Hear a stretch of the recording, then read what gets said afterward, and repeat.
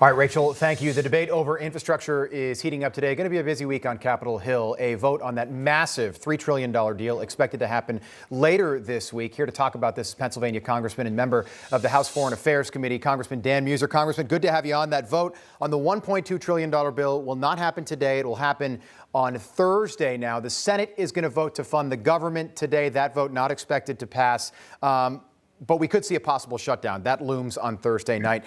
How do you think this all plays out this week? Where are we come Friday? Well, they've certainly proven that one has to do with the other. The House will not pass, apparently, a T&I bill, which is good, nowhere near great, unless they get reconciliation.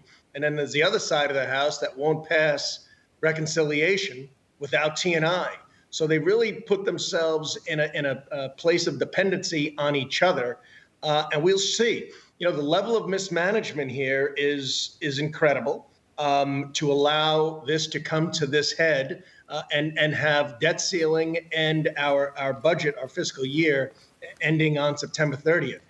So they've really created more chaos than they've already had. So it's complicated. It's complicated for me to follow all of this. I can't imagine what it's like for the people at home. Not to mention it's incredibly granular and it's pretty dry to talk about. But it sounds like when it comes to the debt ceiling, Congress could kick the can down the road until October to deal with that. Do you think that we see a separate bill that addresses just funding the government so we don't see another shutdown? I know the administration does not want that, especially right now.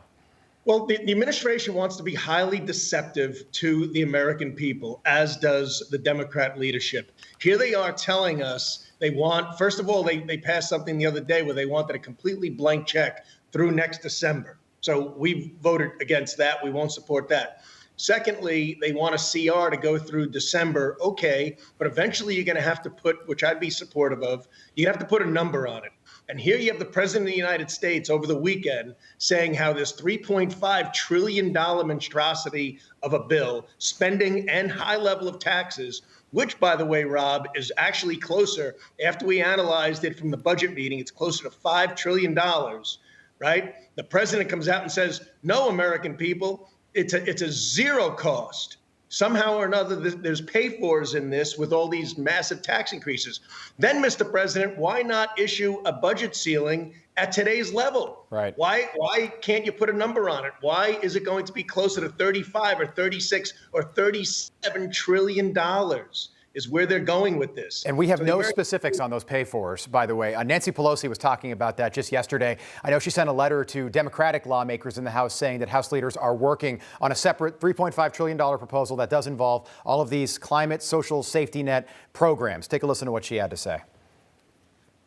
Chuck Schumer and I and Secretary Yellen the other day came forward in a press event and said that we had reached a framework of agreement. People said, well, what are the specific? Well, we'll see what we need. We'll see how the number comes down and what we need in that regard. But we have agreed on an array of pay-fors in the legislation.